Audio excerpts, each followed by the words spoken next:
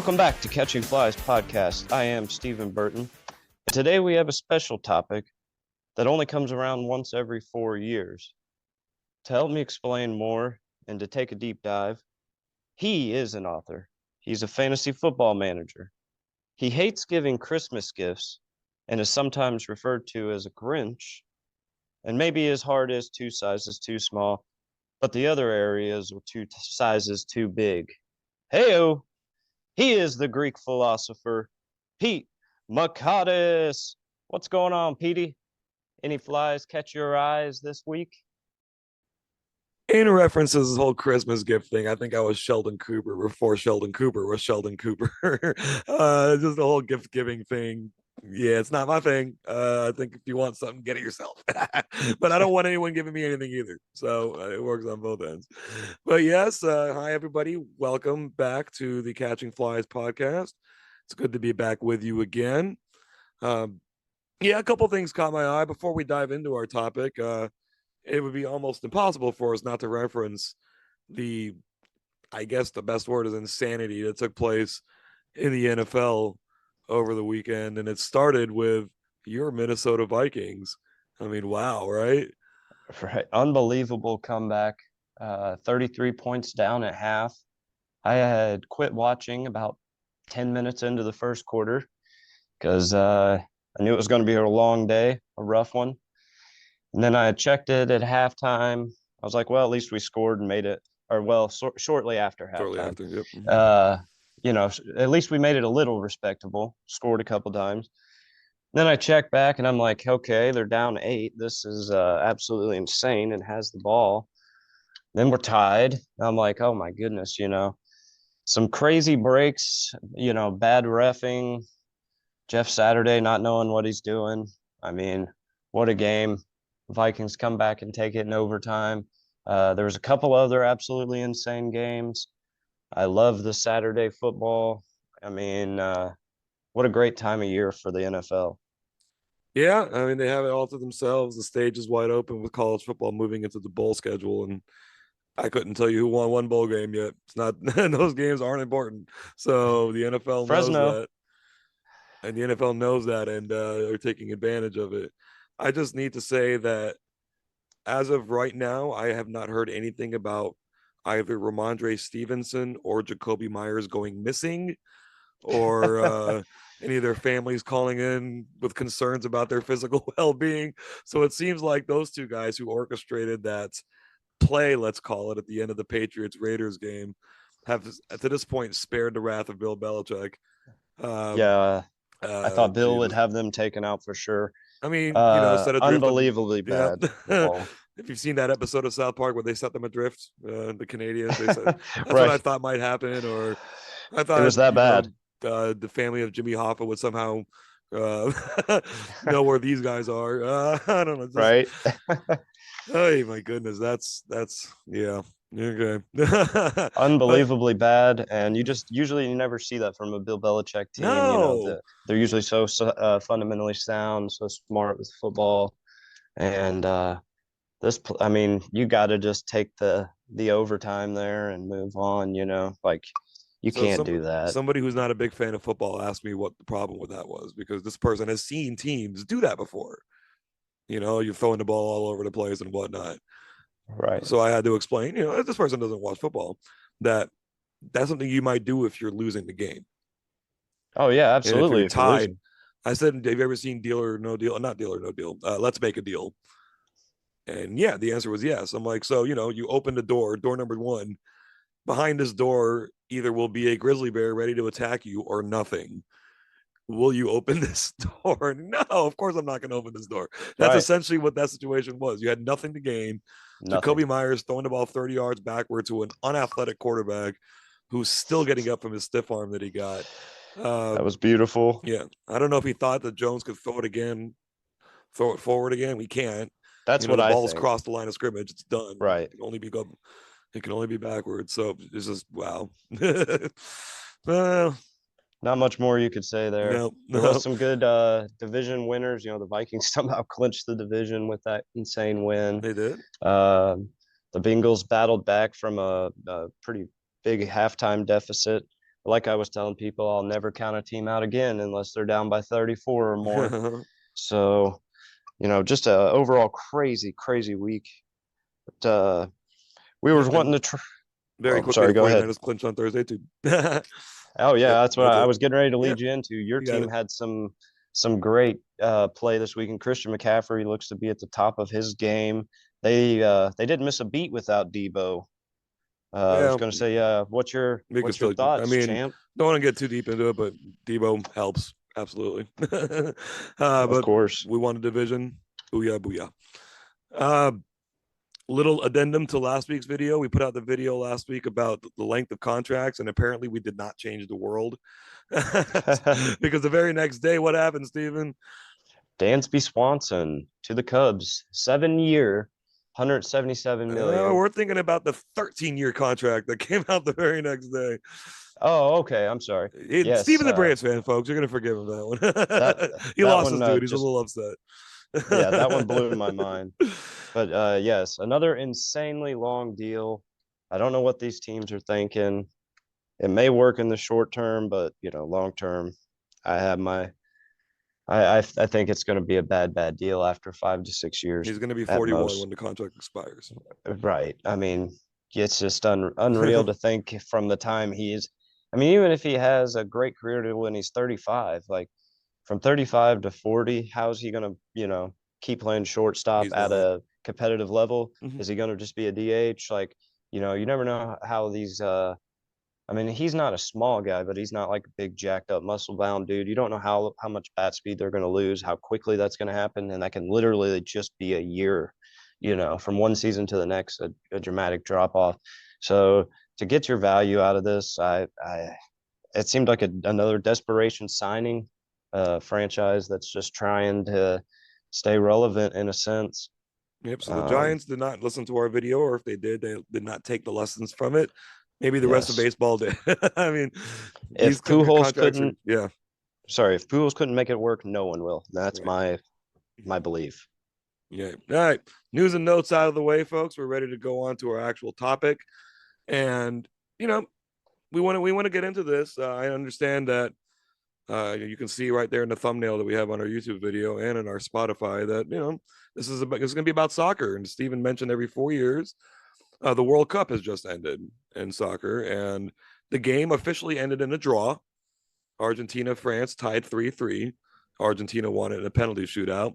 That's the fun thing about soccer. If you bet Argentina to win that game, you didn't win your bet because the game ended in a draw. Oh, I know. Yeah, the game ended in a draw. If you bet the draw, you would have won. But all that said, we're not here to recap the World Cup. We want to talk about America's, I would say, lack of love affair with the game of soccer and why that might be the case. And just to reiterate from the very beginning, we're talking about men's soccer. The women's national team is considered a juggernaut worldwide. They've won a few women's World Cups. There is no real domestic league scene in soccer, but if there is one, England and the US probably have the two best ones. Um, but men's soccer, that's a whole different ballgame. So to begin with, let's take a look at your two hosts here today, Pete and Steven. Steven, I'm going to say this, and if I'm mischaracterizing it, I would need you to correct me. But this is the way I perceive Steven as a soccer fan. He's not a fan of the game. He's not going to sit down and watch. He respects the game. He understands its meaning throughout the world. And he can probably name you a few players. He doesn't hate the game, but he certainly doesn't love it. Did I get anything wrong there? No, that's completely fair. Sweet. My interest picked up for the World Cup, but yeah, you're spot on. Right. And my interests are a little different. I am a soccer fan. I have been for years. The World Cup is not as interesting to me. I'm more interested in the domestic leagues, especially in England. To me, that's much higher level of competition. And just to put a little thing into perspective, one soccer player I think everybody's going to know is Lionel Messi, or if you just know him as Messi, that's fine too. He just played in his 25th World Cup game. That is an all-time record. 25 games. The domestic season in England is 38 games. That's just the domestic season. They have other competitions. They usually play the top teams about 50 games per season. So twice as many as the record holder for the World Cup in a career. So the World Cup is a tiny, tiny slice of what these Very guys do. small. Yeah. So Yeah. that's why I don't pay attention to it that much. It's fun. It's cool. It reaches a larger audience because of the name, the World Cup. But in American soccer, and this is what we want to focus on today, um, they're nowhere to be seen. They're really not. And everything says that shouldn't be true. Okay. The US, they made it to the round of 16. They got beat. Resources, the resources of this country say that the US should be a top level contender all the time in international soccer. So let me run a little bit of facts by you guys. I'm not going to go too deep, but the final four of the World Cup was Argentina, France, Morocco, which was a surprise, and Croatia. You want to play a little guessing game, Steven? Always ready. The combined population of those countries, what percentage of the U.S. population would you think it is? Steven has no idea what I'm doing here, guys. We're putting him on the spot, but it's okay. It's a guessing game. Some of those countries are really, really small. Maybe 15%, The 20% at most. The combined of all four. And of the final four teams? Yeah. Okay. I'll say about 60%. It's actually just under 50%. It's 46.8. So wow. The top four teams in the World Cup, now they're not necessarily the four best teams in the world. Their combined population is just under 50%. How about this one? Their combined gross domestic product. So how much money the country brings in a year, so to speak? What percentage of the U.S. gross domestic product did those four countries combine for? It's got to be like insanely less. Like 10, 15, 20%. 14.46%. Wow. Yeah. These numbers are from the International Monetary Fund, by the way. Those of y'all are going to fact check me. It's the IMF is giving me these numbers. They're combined. You're the stat god. Yeah. So. They're combined is 14.46%. Okay. Wow. So we should have a huge advantage. We should. Massive. Now, I'm going to even blow your mind a little bit more. So the U.S. made the final 16. The other 15 countries combined, okay, their population's better. So you had some decently sized populations make the top 15. So their total population is about 2 1/3 larger than the U.S. Okay. Pardon me, 3 1/3. 3 1/3. 3 1/3. Okay. Their total 15 countries combined. This includes Japan, by the way, which is this includes some top level countries. Their combined GDP is 82.5% of the United States alone. Wow.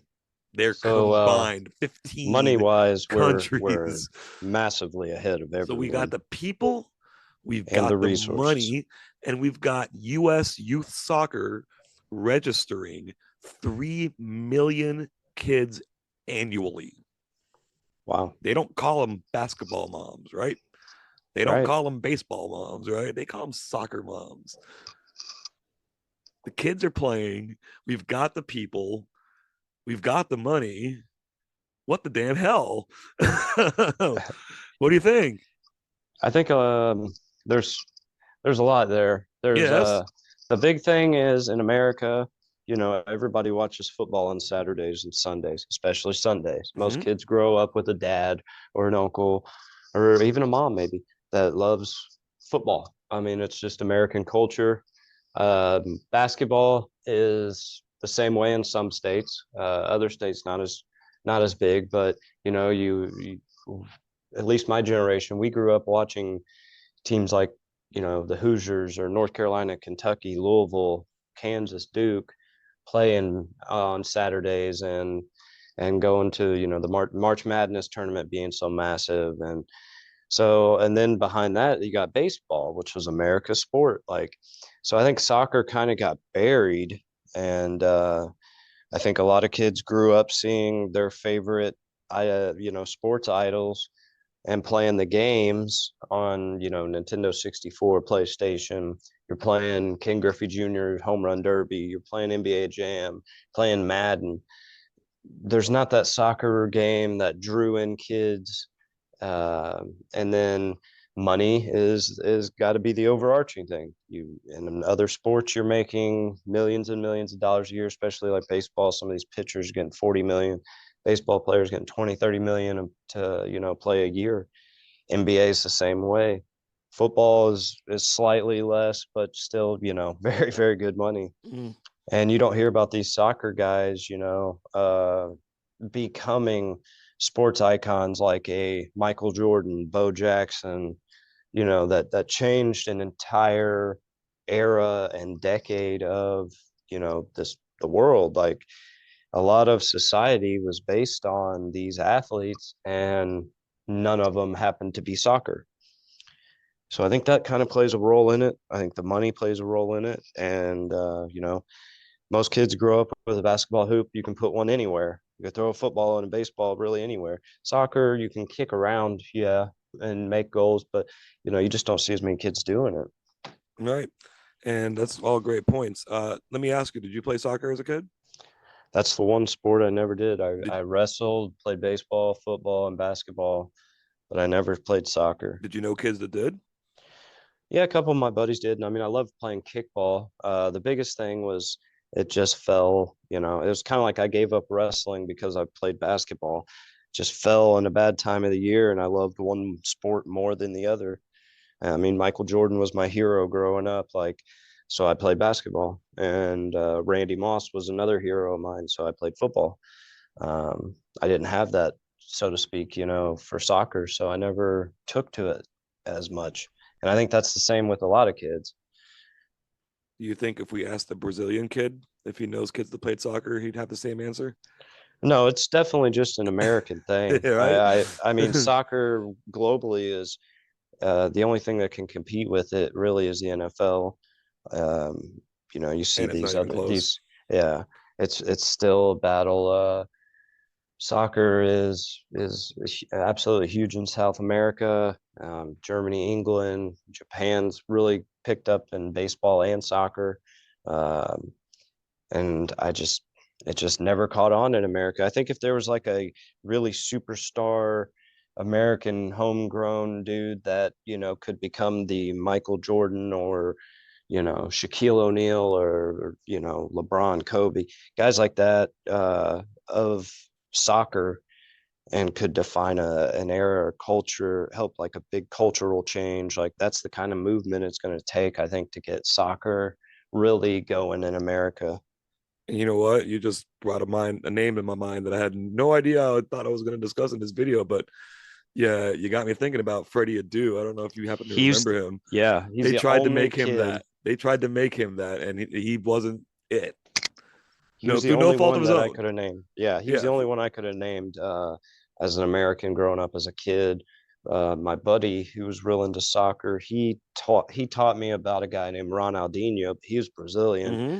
but so I knew more foreign players basically than domestic. Like Landon Donovan was pretty big. Uh, Dempsey had but none of these guys were superstar, icon David Beckham esque or Pele esque or Messi esque, where they're known by everybody in the country and are like gods to some of these people. Uh, there was nothing like that. Freddie Adu, he was the only one. I think he was supposed to be super young and hanging with the pros and everything, but that never really panned No, out. And then there's no one ever since, at no, least they that tried to that make I him the know about. Jordan of soccer, and it didn't work. It just didn't work, and it's You got to really unfortunate for be him too. special. Yeah, yeah. And we were talking about kids. I mean, for any kid that you might know that played soccer, he's probably also going to piano lessons. He's probably also into Boy Scouts. He's probably also doing something else. The American child is very distracted in a lot of ways, and when he's not doing all that, he's on his phone. He's on his PlayStation, whatever the current stuff is. Especially I still play nowadays. Nintendo, folks. um, all that. And the other thing with the U.S. kids is kind of the system that we have. This whole you play high school ball, you play college ball, you go to the pros. So Right. Christian Pulisic right now is considered like the top American player, and it was very rare that at age 16 he was able to go overseas to Germany to play for a club team and work his way through the ranks. Whereas Lionel Messi at age 13, his whole family picked up and left Argentina to go live in Spain, so he'd have that same opportunity at 13 years old. The That's true best insane. American player is probably Weston McKennie. He doesn't have the publicity of Pulisic because Pulisic is a guy that scores more goals.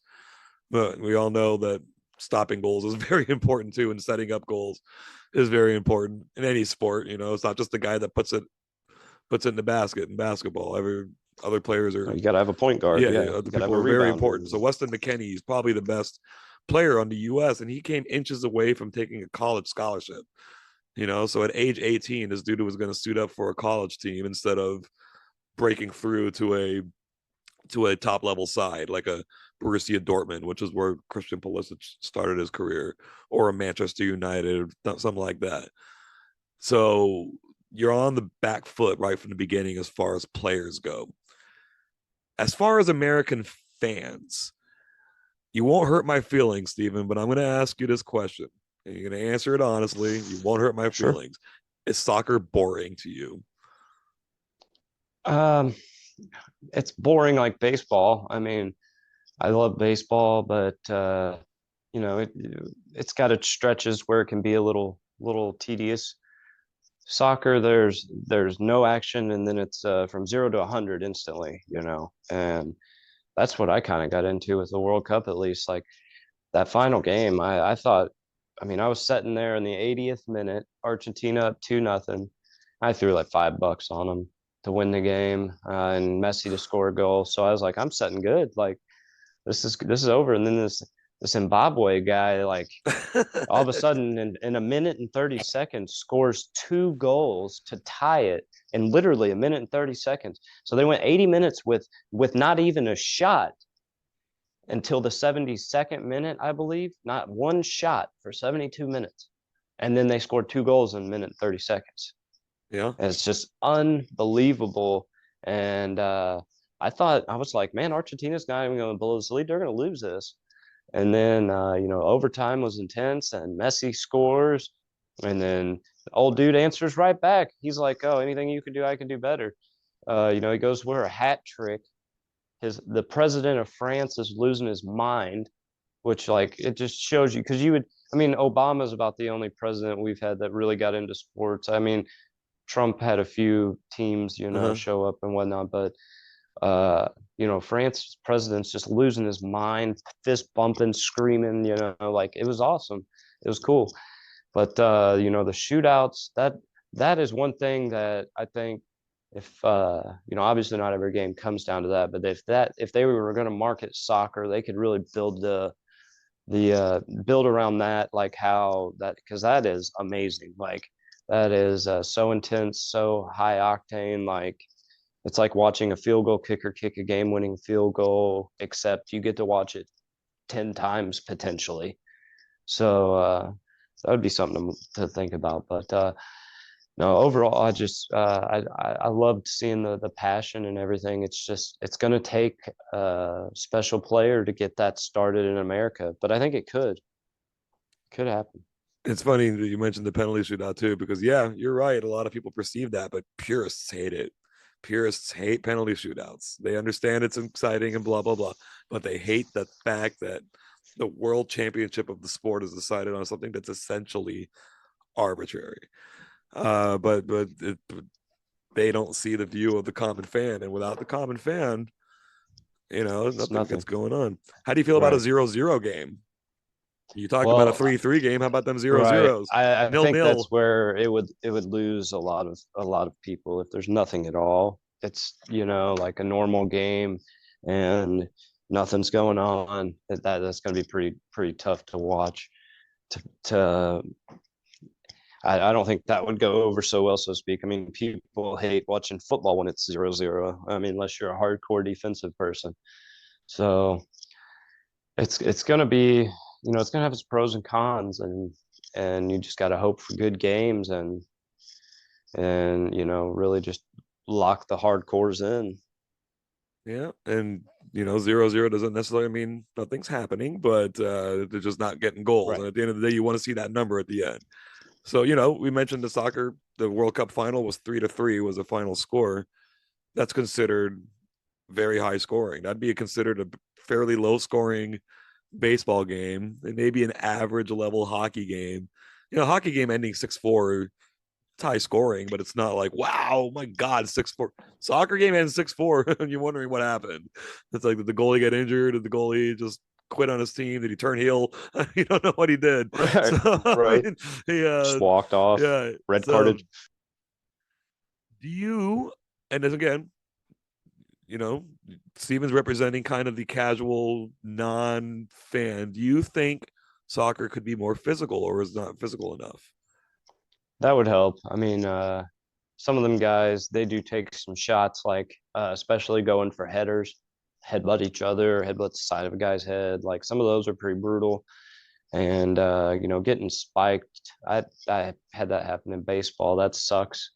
And football. I mean, you get stepped on, that hurts. But sometimes they do flop quite a bit. Yeah, They're flopping's a a little problem. soft trying to. I mean, but it's no different in the NBA. These guys flop left and right as well, trying to get charges, trying to get offensive fouls on the other team's stars.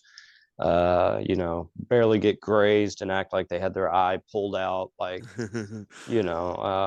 barely touched on the ankle, and it looks like their ankle got sawed off. Like, so flopping is a problem. I mean, policing it, I think, is tough because sometimes stuff that don't look like it would hurt really did hurt, and then vice versa. So you can never really know how much, if it was real or not per se, unless you just clearly seen that it didn't touch him or something. But it's just I think if the refs let him play a little more, it would help. Yeah. Overall, I mean, people like physical football games. They like, in the playoffs in the NBA, when they let them play a little more physical, it seems to bring out a true competitive spirit more, and the better team who wants it more gets it. And so I think overall, yeah, it'd be better for the league.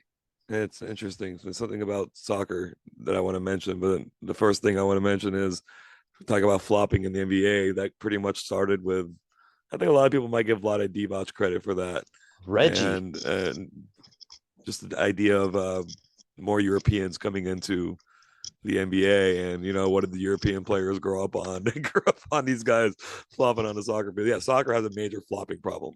A major, when you see a guy act like he's about to die, and then 5 minutes later he's back on the field, running full Right. speed. So I mean, You're that like, is a oh, problem, and most soccer fans don't like that. Something about soccer on TV doesn't capture how physical the game is. It is an extremely physical game. They're running at full speed. They're crashing into each other. If you were, or you or I or anyone were near the sidelines when these things were taking place, we'd be running out of the way the same way you would on if it was a football field. Something not to about soccer mention, on television doesn't not capture to that.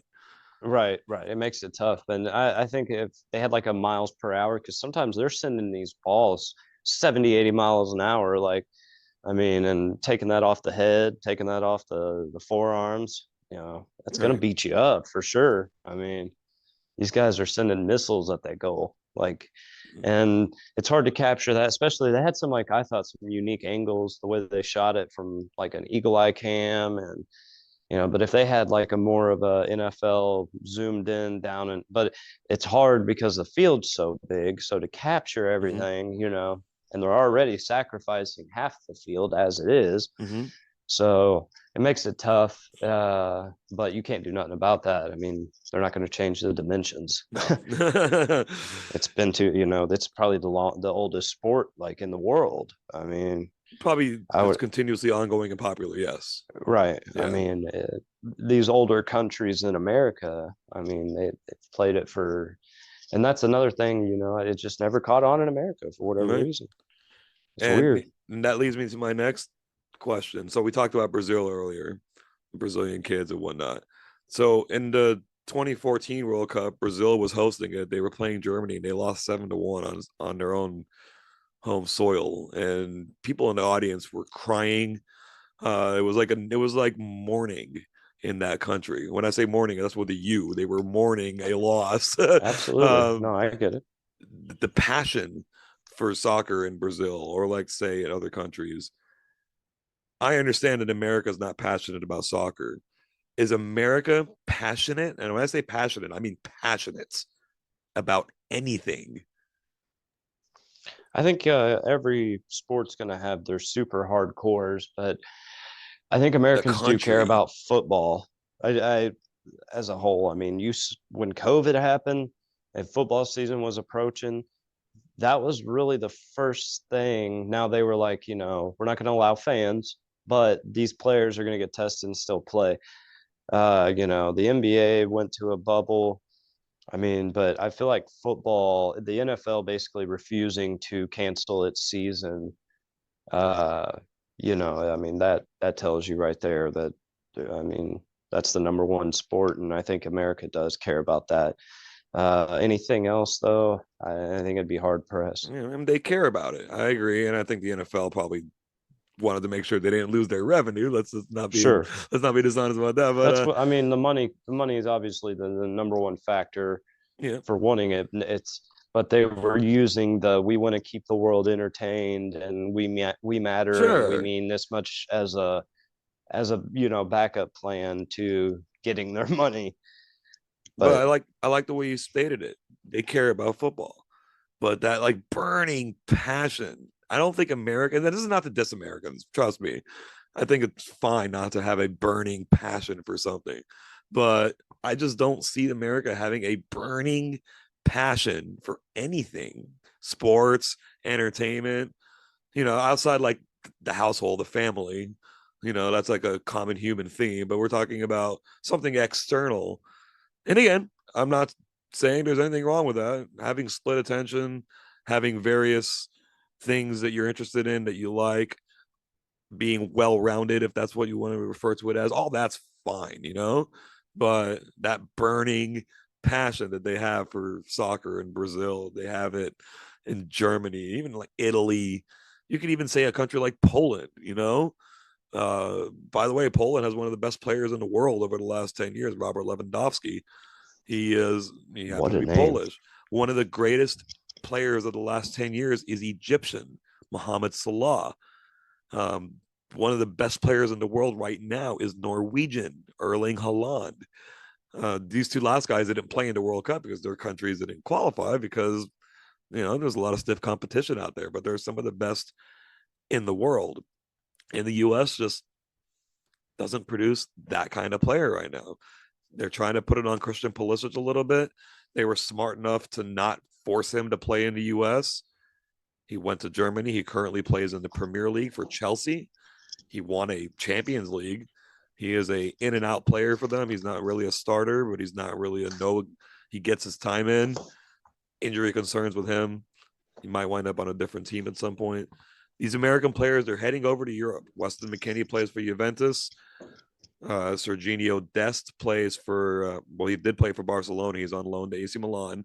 These are all big names, and it's good that the US are getting their players over there. But at the end of the day, this idea of passion and not the players are passionate, but the Sure. fans, the people who are the next generation coming up.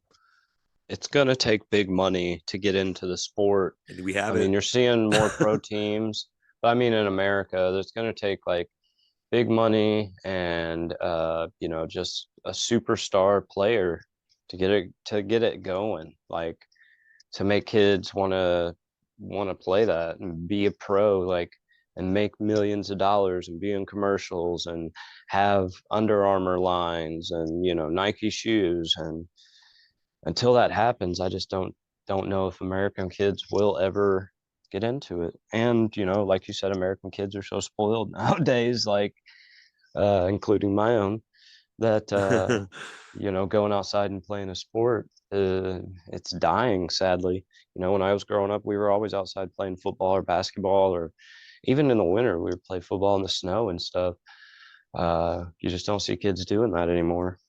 I love that you mentioned that. It takes me back to a quote from Desmond Howard of all people. That was years ago watching College Game Day or something, and I just remember when he said this. He said when we were kids, we would see something on the TV, we see somebody make a spectacular catch, and we would run out into the backyard and try to do the same thing. Today, kids see somebody make a spectacular catch and they run to their PlayStations and try to do the same thing. And that just always stayed with me. And that's just It's kind of the fair. nature of the beast. Yeah, we would run out. There was this creek I used to love to run through when I was a kid, and we would play soccer on the streets. And I didn't have a whole lot of snow where I grew up, but the one time we did, we'd snowball fight, and it's just go outside, go outside, and I don't want to do that anymore. But No imagination. yeah, that's just kind of where it is. I'm not saying it's necessarily a bad thing, but it's just how it is.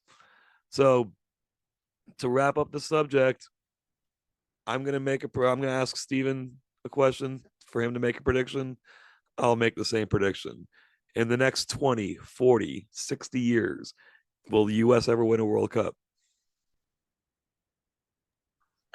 I don't believe so. Like I said, unless big money gets involved and a Michael Jordan, LeBron James esque type of talent comes through soccer, I just don't think Americans will ever care enough to put the time, the effort, and build a team that's worthy of winning that championship. I 100% agree. It might be fun. I would think it would be fun to see Europe have a giant conniption fit if the U.S. won the World Cup, but Oh, I'd love yeah, to see it. it would be a spectacle. It'd be funny for me, but yeah, and we want to mention that the people who organize U.S. soccer are passionate. They are. They put in a heart. They put in Of their course. effort, and if we put to use the resources we have money wise. When I say resources, I'm not just talking about the money in my pocket, the money in your pocket. I'm talking about like academies, things like that to put the kids through. But parents don't want to do that because they want their kids to go to the eighth grade. Whereas in other Well, you countries, the eighth grade will come later, or maybe not at all because they're going to be a soccer fan, a soccer star. And you can tell at that, like there's right, footage of Messi at 8 years old, and this guy's going to be a pro. You know, right. He's uh, too good. Yeah. he's 8 years old and he's running around kids 4 or 5 years older than him. That ball looks like it's attached to his foot when he's dribbling it, which basically is what he does still today at 35. I've never seen it look like that, where it looks like the ball's attached to his foot. He's not even dribbling; it just stays with him. It really is truly Yeah, remarkable how they do, like, the athleticism and the ability to use your feet like that is it's truly yeah. remarkable the way these guys do. But it's going to take that messy ass guy in America to get it popular, I think. And the only way to have that is to put him through the academies, and we're not willing to do Oh that yeah, because that's you what I was know going to get to as got to go to well. geometry. Well, and you see these IMGs that are football academies Uh or huh. sports academy high schools where these kids are basically going to college and high school but playing sports full time Right. essentially. Uh, it's it IMG is huge in Florida. It's supposed to be a high school team, but it has about 60 D1 prospects on it. Like their water boys are all Americans. Like Yeah. these, and there that's just one example. You have them in Nevada, you have them in the Northeast, Boston, Pennsylvania area. I mean, they're all over now, but more and more keep popping up. But it's only for football, really. I mean, there are other sports played there, but they don't get the attention or the publicity from those sports. And soccer doesn't have that. Right.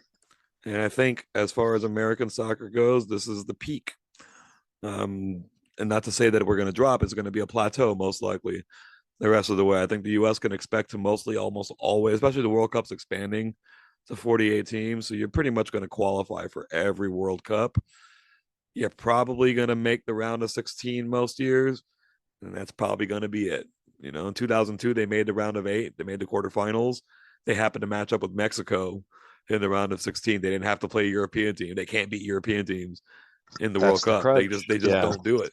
They've lost to Germany, they've lost to Belgium, they've lost to the Netherlands. These are big teams. Don't get me wrong, but they Sure. can't beat them. Uh-uh. And as far as a superstar soccer player from the U.S., I'm sure someone's going to surpass Pulisic at some point. But the LeBron, Jordan, the Messi level, I don't think will ever come.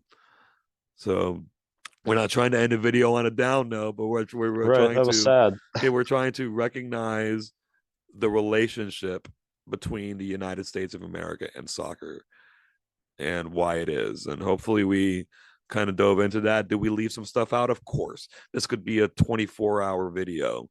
There are lots of things that we could have discussed that we did not. If you feel like we left something out, yeah, we encourage you to let us know. And if there's any follow up needed, we'll be happy to do so. But the United States Soccer Federation, um, they do their best.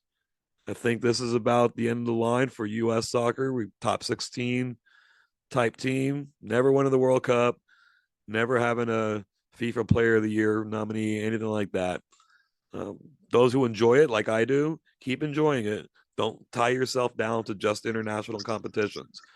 They're not nearly as fun, as exciting, as competitive as domestic leagues. Now more than ever, these are accessible to American fans. You can watch the Premier League on USA, NBC. I'm pretty sure you can watch like the Bundesliga pretty easily. I stick to mostly the Premier League, but there's a lot of different ways to watch if you enjoy it. If you're inclined to give it a try, give it a try. It's a fun game. We're not asking you to give up the NFL or college football or the NBA or anything like that. If you like it, give it a shot. If you don't, cool. Let those of us who enjoy it. Be like Steven. Be cool, understand, but you don't have to be a fan. Oh, and it is getting more accessible and more exposure. I mean, where we live, Louisville's got a pro team coming in, so I mean, maybe the addition of these teams popping up will help interest grow. And if these teams really do a good job marketing and making it a family fun event, I think it will help America. But it's going to be a few years for sure. It might even be a century or so. We're all gonna be gone. We'll come back and be like, they did it. I gotta go back.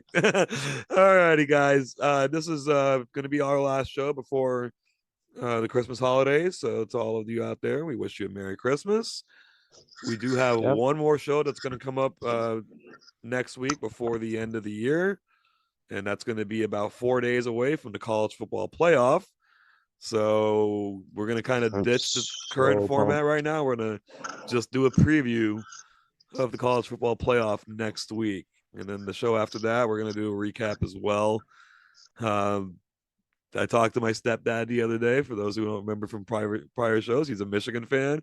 I'm a TCU fan. It's going to be a little bit of a mini civil war from two separate households, but I'm looking forward to it. I've been waiting for TCU to be in playoffs for so long. So Georgia's just back in once again, but this Hey, is we've like earned it. new to me. Yeah, you've definitely earned it. There's no question I, about I it. waited a long time for these great years, these Yeah. last few years. But I've been waiting a long time for this show. I'm super excited. Yep. Can't wait to get to it.